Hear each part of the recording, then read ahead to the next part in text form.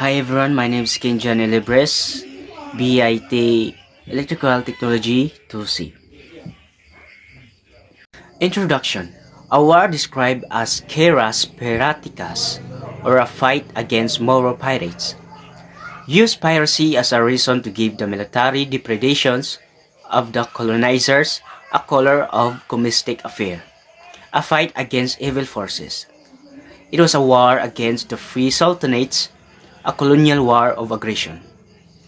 A war that made use of thousands of converted colonial subjects, misinformed Indians, effective use of the church and churchmen against people who refused to be their subjects. Phase 1. Brunei cut off. First phase of the war began around the coming of Legazpi in 1565 and ended with the invasion of Borneo in 1578 and 1581. March 1565, Spaniards captured a trading vessel in Bohol.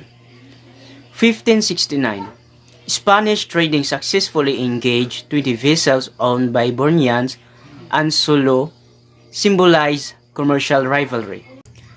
After the capture of Manila, the Spaniards were concerned about disgruntled Bornean aristocracy that they may seek aid in Brunei. In 1578, Spaniards invaded Brunei and forced Sultan Sifur Jeral to flee. The Spaniards returned in 1581 but was unsuccessfully, but they succeeded in eliminating Bornean pretension in the country. Significant event. The people of Brunei and Sulu were allies.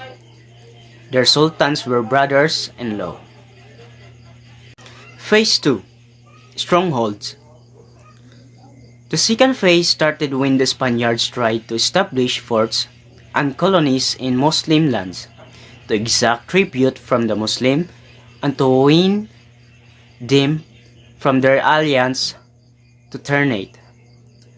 Sulu Sultan paid a modest tribute, so did the chieftains in the Pulangi.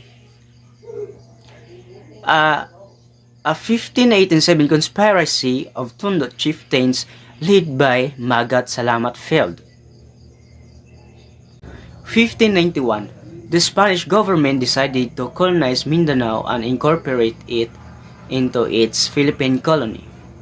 April 1596, Esteban Rodriguez de Figueroa, newly designated governor of Mindanao, landed in Cotabato but failed to contact Maguindanao Sultan. He was struck on the head with a campilan. The second phase ended with a defeat of the Spanish invaders. Significant event. The Ternatan aid came not only on account for kinship relations between families of Mindanao and the Moluccas and religious ties, but the Ternatans realized that if Mindanao become a Spanish base, it will have operation against them. So as you can see this picture, that this is a part of a Moro campilan. It's a sword. So there's a capo, blade, then sharpen edge, and there's a tip in the point of the sword. Good day, ma'am. Carl Pianches, BIT Electrical Technology.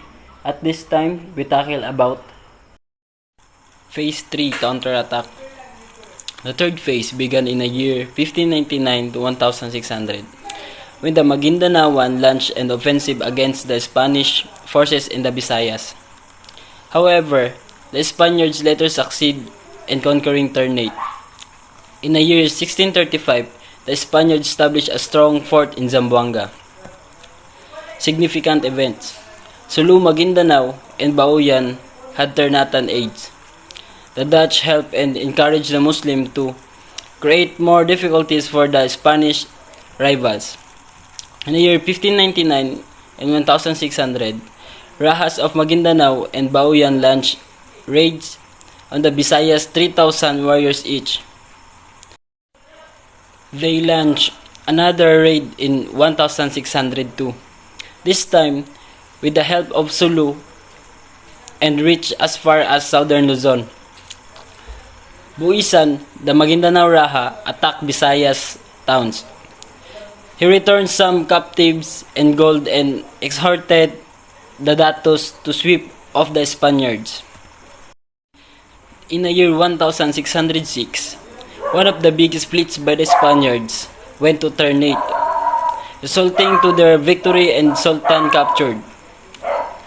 The Rahas of the Pulangi made peace with the Spaniards in the fear attacks against them. In the year 1616, the presence of the Dutch and Philippine waters encouraged the Sulu to attacks as far as Cavite and Camarines. In the year 1627, the Sulu attacked the shipyard in Camarines led by Raha Bongsu. The shipyards retaliated, resulting to complete burning of Hulu and destruction of Sultan's fleet. In year 1630, an expedition led by Lorenzo de Olazo failed, leaving him wounded and his men killed. Rise of Kachil Kudarat. Kachil Kudarat is leader of the Iranon and Maguindanao. He became a chieftain around year 1619, keep the peace with the Spaniards, allied with the Dutch who helped him with ammunition and keep with his commercial activities. In the year 1634, he attacked the Visayas to weaken the Spaniards. In the year 1635, Spaniards built a fort in Zamboanga for protection of the mission and Mindanao, and an outpost where Muslim fleet movement could be watched. Notes to consider: Muslim captured Spaniards for a random purpose, as a deed that Spaniards when they captured Muslim leaders. Significant events: the Muslim in the Philippines were helped by neighboring principalities. This alliance represents not only marriage ties between families but a concerted effort against the inclusion of Western imperialism, colonialism, and Christianity. So here we are in the phase 4, Fortress War. Began with the fortification of Zamboanga in a year 1635 and ended to its abandonment in a year 1663. Governor Corcuera tasked to capture Kudarat and put Spanish puppet in Maguindanao Sultanate. To capture the main kota of Sulu, established a colonies there. To invade Brunei once again and put it under Spanish sovereignty. Governor Corcuera captured Lamitan in year 1637 and invaded neighboring towns despite strong defenses. The next year, 600 Spaniards and 1,000 native allies sieged Sulu, Kota, and Hulu despite the superb defense. An epidemic force and Sultan surrender. The Spanish attempts to subject the Maranaos was short-lived and pacifying the Buayanos was difficult. Policy of the Spaniards: destroying all Muslim orchards, plantation, and seacraft. Depopulating Muslim and enslaving as many Muslim as possible. But Kudarat's gaining strength forced the Spaniards to make treaty in the year 1645. The next year, they conclude a treaty pledging to abandon all forts in Sulu. In the year 1655, the peace was broken when the Spanish ambassador was assassinated in his insistence to convert the Sultan. Kudarat declared jihad and asked the aid of Sultan of Makassar, Sulu, Ternate, and Brunei. In the year 1663, Zamboanga was abandoned, an interlude of peace for the next 50 years. Hello, I'm Jerry Pamis, and now I'm gonna continue read our topic. Phase 5. The Spanish king issued various royal orders for the occupation and fortification of Zamboanga. The fort was garrisoned in 1718 and made stronger than before. The fifth phase was to commence soon. 1720 to 1721, Sulu and Aranon attacked the fort but failed despite the use of hundreds of war vessels and thousands of warriors. Spaniards changed the program of evangelization in exchange for commercial relations and treaties of alliance. The sultanates should accept the preaching of Christianity. Sultan Azib Uddin visited Manila for his baptism, imprisonment, and return to Sulu. The Sultan went as far as to seek aid from China and Ottoman Empire to protect Hulu from Spanish forces. In this phase of the war, hundreds of Muslims were carried into captivity. Hundreds of Christian natives were captured and sold as slaves in Makassar and Java.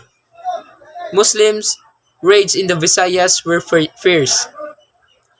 The Muslims remained unconquered and began to accelerate their commercial activities with the British. Phase 6. The British and the Dutch were extending in the islands of Southeast Asia. The Spaniards had to secure their southern frontier. The sixth phase of the wars commenced when the Spaniards utilized the existence of piracy to launch in 1845 the Balanging Expedition. This led to the population of Samalis Island and transfer of survivors to Luzon for conversion. Another Spanish campaign in 1876 to capture Hulu was intended. This time, used Sultan Hami ul Azam's ignorance to previous treaties as an excuse. The war was a just and holy one against the weak sons of Quran by the Spanish clergy. Upon abandonment of Hulu, the Sultan leased the Sabah territory to the British Company. A treaty among Britain, Germany, and Spain finally provided that Spanish sovereignty extended to Sulu. The last peace treaty between the Spaniards and the Sulu entered in 1878. The treaty provided a sort of Spanish protectorate for Sulu while giving the Sulu a great deal of autonomy. However, Datos and their followers keep on harassing the Spaniards, making Holo a town under siege. A few expeditions were sent by Spaniards to the Maranao areas and Buayan to consolidate their hold in their lands. Cotabato became a Spanish outpost and Spaniards were able to build forts along the Pulangi. Sultan Anwar Uddin, Dato II, was the only opposing force against the Spaniards. That's all. Thank you.